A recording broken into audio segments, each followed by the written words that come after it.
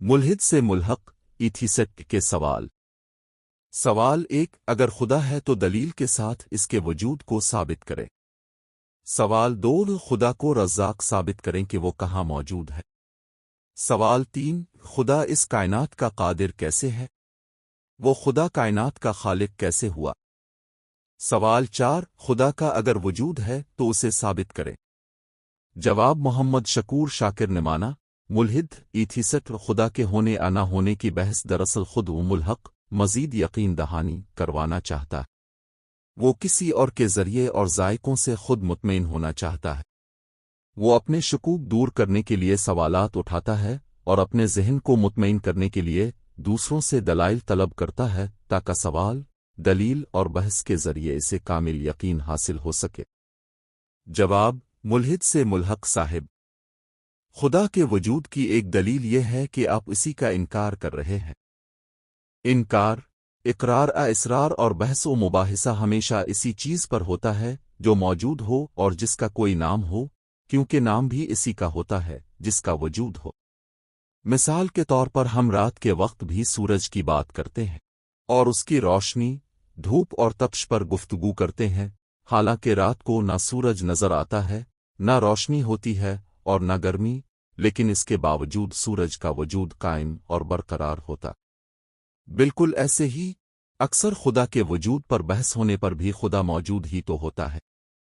رات کو سورج نظر نہیں آتا لیکن منطق، دلیل، مثال اور علامتی مثالوں سے اسے سمجھنا چاہیے۔ دوسری مثال سے سمجھیں کہ ایک انسان کا نام پرویز تھا۔ وہ فوت ہو گیا۔ اس کا وجود تھا، لیکن اس کی وفات کے بعد وہ شخص باقی نہ رہا۔ تاہم پرویز نام ختم نہیں ہوا۔ بعد میں کسی اور نومولود بچے کا نام بھی پرویز رکھ دیا گیا، یوں نام دوبارہ ایک نئے وجود کے ساتھ منسلک ہو گیا۔ مزید یہ کہ جس وقت وہ پرویز نامی شخص فوت ہوا، اس وقت بھی دنیا میں بے شمار افراد ایسے موجود تھے جن کا نام پرویز تھا۔ اس سے معلوم ہوتا ہے کہ ایک فرد کا وجود ختم ہو سکتا ہے، مگر نام اور اس سے وابستہ تصور باقی رہتا ہے۔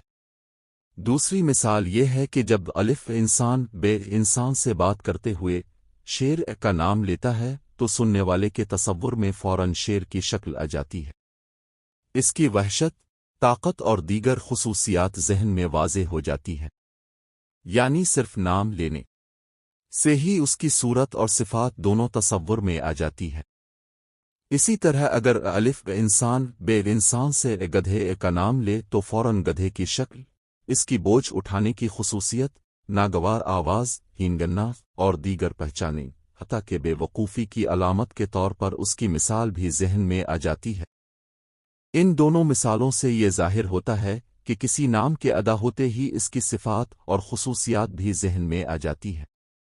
اسی طرح جب سانپ کا نام لیا جاتا ہے تو فوراً اس کا زہریلا ڈنگ، اس کا بل کھانا اور اس کی دہشت ذہن میں آ جاتی ہے، یہاں تک کہ سننے والے کے رونگٹے کھڑے ہو جاتے ہیں۔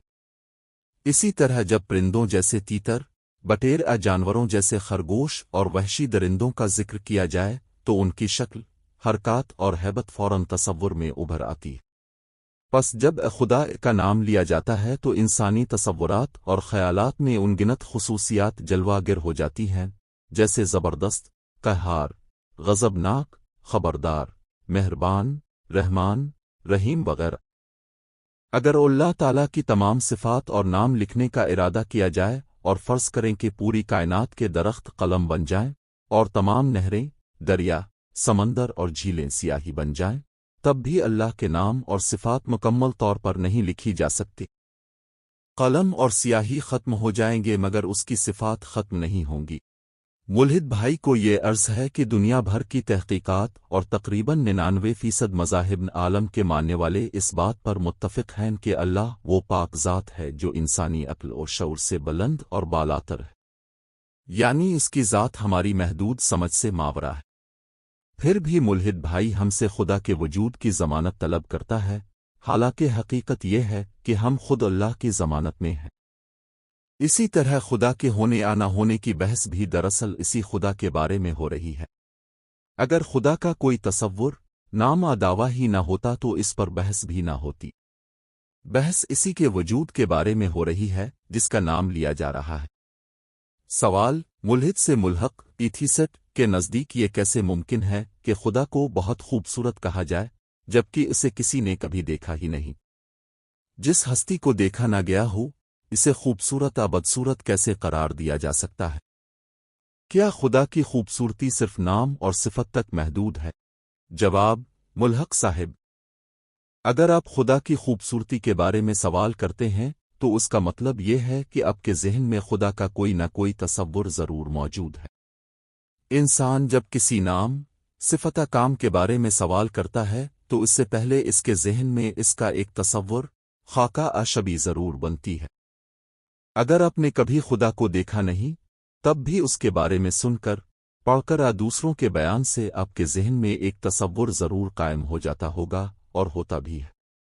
انسان جب کسی چیز کو خود نہ بھی دیکھے تو وہ دوسروں کے بیان کی بنیاد پر اپنے ذہن میں اس کی تصویر بنا لیتا ہے، جیسے ایک مصور کسی منظر کو دیکھ کر تصویر، پینٹنگ بناتا ہے، اور اگر وہ منظر خود نہ بھی دیکھے تو کسی کے بیان کی بنیاد پر خیالی تصویر تخلیق کر لیتا۔ اسی طرح خدا کی صفات، مثلاً یہ کہ حسن اور حسن کے جمال، انسان کے ذہن میں براہ راست مشاہدے سے نہیں بلکہ صفات اور اوصاف کے بیان سے قائم ہوتی ہے۔ لہذا یہ سوال خود اس بات کی دلیل ہے کہ آپ کے ذہن میں خدا کا کوئی نہ کوئی تصور موجود ہے۔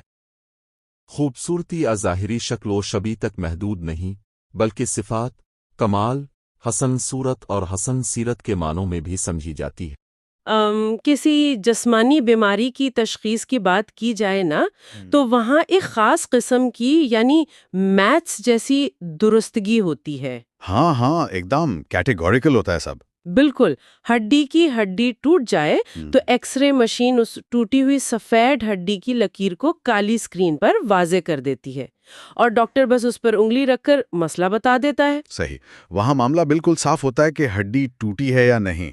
لیکن جب ہم انسانی عقائد، کائنات کے وجود، انکار اور انسانی نفسیات کی پیچیدہ بھول بھلائیوں میں قدم رکھتے ہیں تو یہ ظاہری ایکس رے مشین کام کرنا چھوڑ دیتی ہیں۔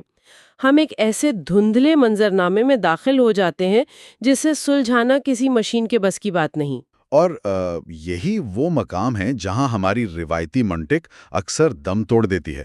انسان کے اندر کیا چل رہا ہے، اس کے خیالات کیسے جنم لے رہے ہیں، اس کو ناپنے کا کوئی میٹر تو موجود نہیں ہے نا؟ بالکل نہیں ہے۔ تو یہ فکری الجھانوں کی وہ دنیا ہے جہاں چیزوں کو ہم صرف سفید اور سیاہ خانوں میں تقسیم نہیں کر سکتے۔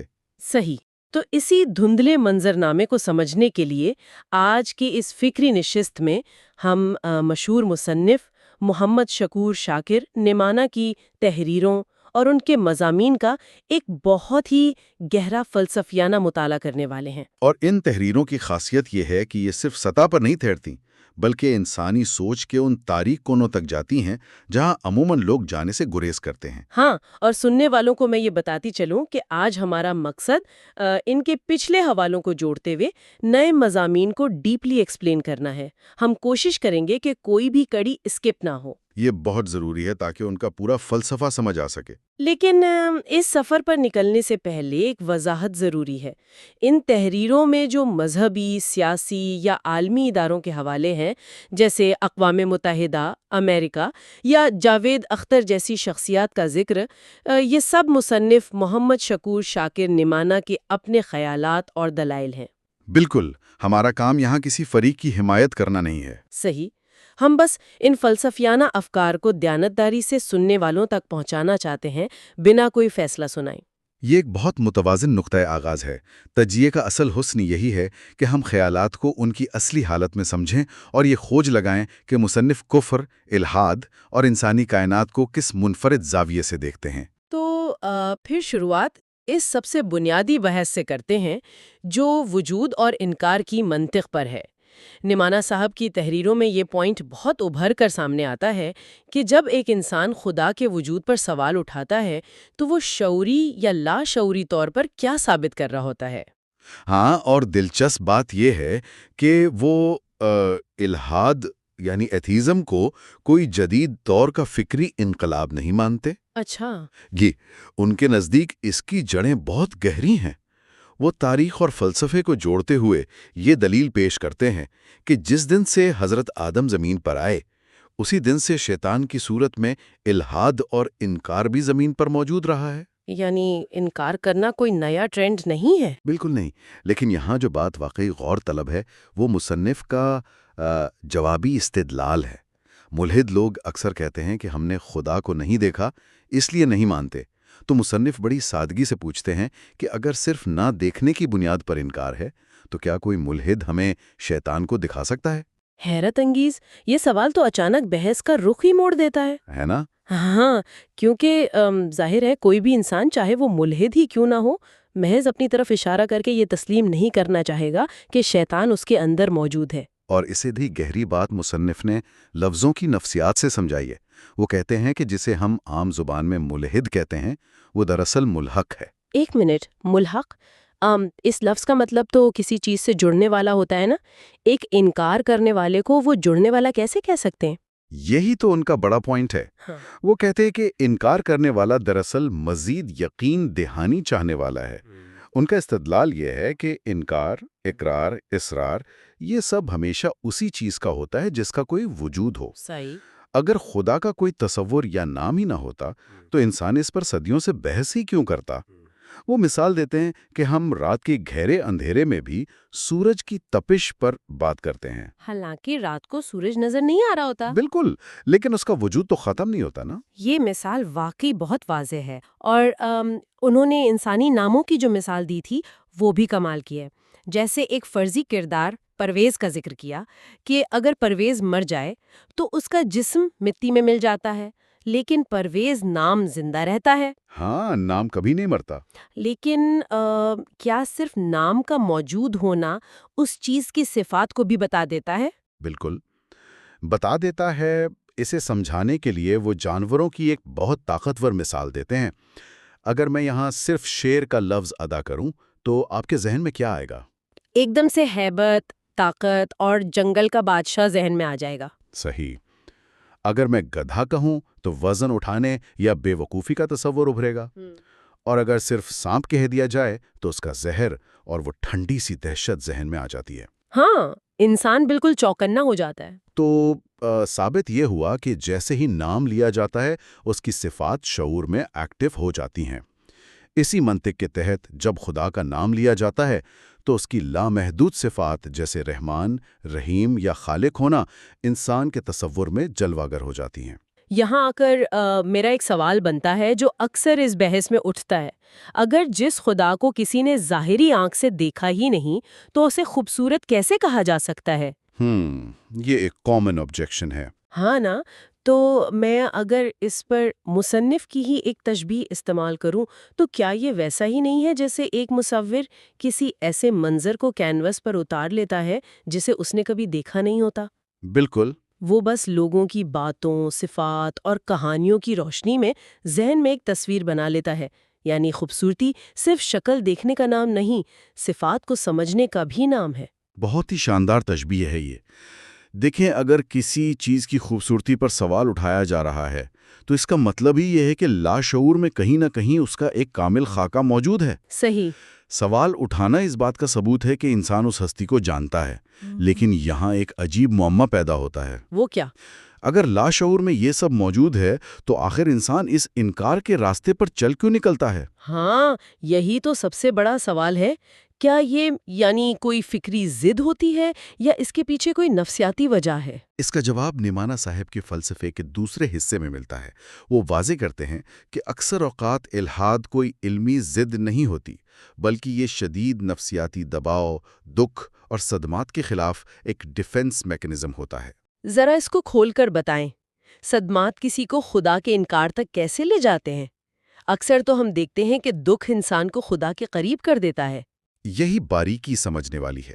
جب کسی کو بہت بڑا صدمہ پہنچتا ہے تو اس کا شعور ٹوٹ جاتا ہے۔ جن لوگوں کی انا اس صدمے کو قبول نہیں کر پاتی، ان کا دماغ خود کو بچانے کے لیے ایک نیا بیانیہ گڑھتا ہے۔ اچھا۔ مصنف مثال دیتے ہیں کہ جیسے نیند میں انسان کو خواب پوری طرح حقیقت لگتا ہے، لیکن جاگنے پر پتہ چلتا ہے کہ وہ فریب تھا۔ ہاں، بالکل۔ تو اسی طرح لائف کے شدید صدمات انسان کے لاشعور میں ایک جھوٹی کائنات بنا دیتے ہیں۔ دماغ ایک ایسی دنیا بناتا ہے جہاں اس دکھ کی ذمہ داری کسی بڑی ہستی پر ڈالنے کے بجائے اس ہستی کے وجود سے ہی انکار کر دیا جاتا ہے، تاکہ یعنی حساب کتاب یا جواب دہی کی کوئی اذیت ہی باقی نہ رہے۔ صحیح پکڑا آپ نے۔ اور اسی ریفرنس میں مصنف نے اس ٹی وی مباحثے کا ذکر کیا ہے جو مولانا مفتی شمائل ندوی اور جاوید اختر کے درمیان ہوا تھا۔ جہاں خدا کے وجود پر بحث ہوئی تھی۔ جی، نعمانہ صاحب کا تجزیہ یہ ہے کہ جاوید اختر جو دلائل دے رہے تھے وہ دراصل ان کے بچپن اور جوانی کے تلخ تجربات، دکھ یا شاید شہرت کی طلب کا ایک نفسیاتی ریاکشن تھے۔ یعنی وہ دکھ ان کے لاشعور میں جم گئے تھے اور انہوں نے ایک جھوٹی کائنات بنا لی تھی۔ بالکل۔ اور لوگ اکثر دوسروں کو، جیسے لبرل حلقوں کو راضی کرنے کے لیے بھی ایسا بیانیہ اپنا لیتے ہیں، لیکن انکار کے باوجود انسان کے اندر ایک تڑپ رہتی ہے۔ اور اس تڑپ کو سمجھانے کے لیے انہوں نے جو مشق کستوری والے ہرن کی مثال دی ہے نا، وہ تو کمال ہے۔ اس نے سچ میں سوچوں کو جھنجھوڑ کر رکھ دیا۔ بہت ہی طاقتور مثال ہے وہ ہرن جو اپنی ہی ناف سے آنے والی خوشبو سے بے قرار ہو جاتا ہے، وہ سمجھتا ہے کہ یہ خوشبو جنگل میں کہیں اور سے آ رہی ہے اور وہ اسے پانے کے لیے پاگل ہو کر دوڑتا ہے۔ ہاں، اور وہ جتنا بھاگتا ہے اس کے جسم کی حرکت سے خوشبو اتنی ہی تیز ہوتی ہے، وہ مزید تیز بھاگتا ہے اور آخرکار تھک کر ہلاک ہو جاتا ہے۔ کتنی بڑی ٹریجڈی ہے یہ۔ اور یہی انسان کی اصل کہانی ہے۔ انسان بھی خدا کی خوشبو اور سکون کو باہر مادی دنیا میں تلاش کرتا ہے، وہ منطق اور دلائل کے پیچھے بھاگتا ہے، حالانکہ حدیث قدسی کا مفہوم ہے کہ جس نے اپنے نفس کو پہچان لیا اس نے اپنے رب کو پہچان لیا۔ صحیح۔ انسان کے اندر جو یہ بے قراری ہے، نعمانہ صاحب اسے پاگ حرص کا نام دیتے ہیں۔ یہ طلب اصل میں اللہ کے وصال کے لیے دی گئی تھی تاکہ انسان اندر کا سفر کرے، لیکن وہ ہرن کی طرح باہر نکل پڑتا ہے۔ لیکن یہاں ایک سوال ہے، اگر ہرن کا اس خوشبو کے پیچھے بھاگنا یا انسان کا اس حرص کے تحت تلاش میں نکلنا اس کی فطرت میں ہی رکھ دیا گیا ہے، تو اس کی ہلاکت مقدر کیوں بن جاتی ہے؟ کیا فطرت ہی دھوکہ دے رہی ہے؟ یہ دھوکہ نہیں بلکہ ایک نظام کا حصہ ہے۔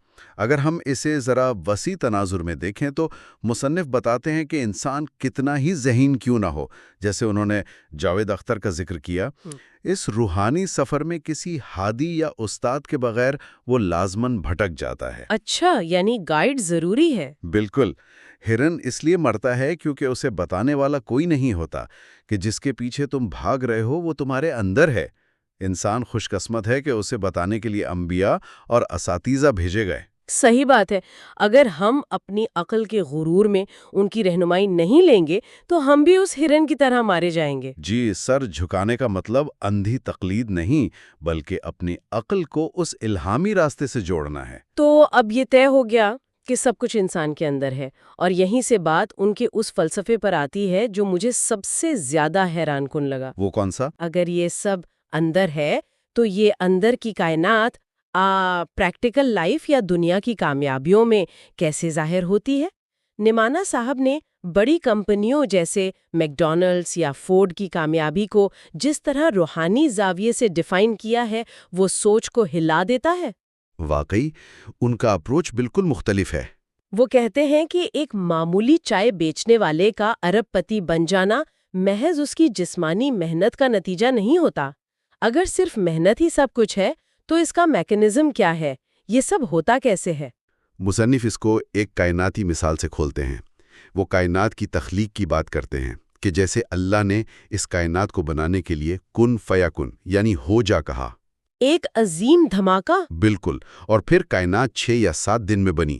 ویسے ہی جو لوگ دنیا میں واقعی کوئی نئی چیز بناتے ہیں، ان کی کامیابی کا آغاز ان کے اندر ہونے والے ایک الہامی کن فیکن کے دھماکے سے ہوتا ہے۔ کن فیکن، یہ لفظ ہی بڑی طاقت رکھتا ہے۔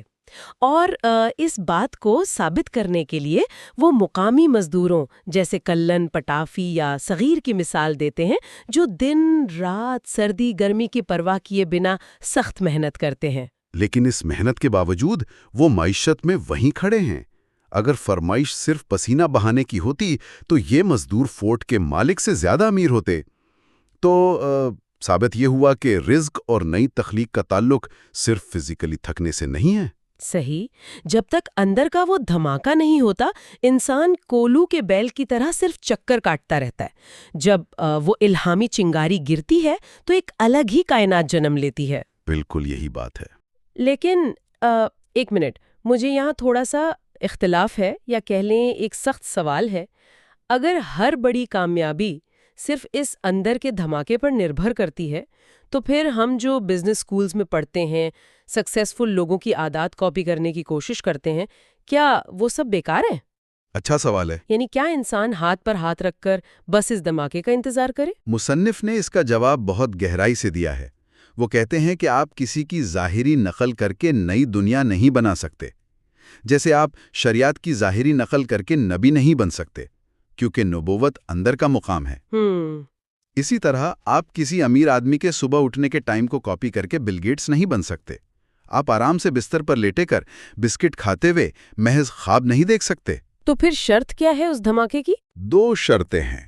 ایک تو اندر کا شدید درد اور اضطراب، کیونکہ کوئی بھی بڑا دھماکہ تکلیف کی کوکھ سے جنم لیتا ہے، آرام طلبی سے نہیں. اور دوسری شرط؟ ایک سچے استاد کی پرکھ، ایک ایسا مرشد جو بتا سکے کہ آپ کا یہ اضطراب واقعی کوئی تخلیقی دھماکہ ہے یا بس کوئی نفسیاتی مسئلہ ہے. یعنی درد، مصیبتیں اور بے چینی، یہ سب مل کر وہ فیول بناتے ہیں. اب جب ہم اس اندر کی کیفیت کو سمجھ چکے ہیں تو یہاں سے بحث ایک عجیب اور تلخ موڑ لیتی ہے. جی. سوال یہ بنتا ہے کہ جب کسی کے اندر یہ دھماکہ، یہ پاک ہرس اپنی انتہا پر پہنچ جاتی ہے تو دنیا اس کے ساتھ کیا کرتی ہے؟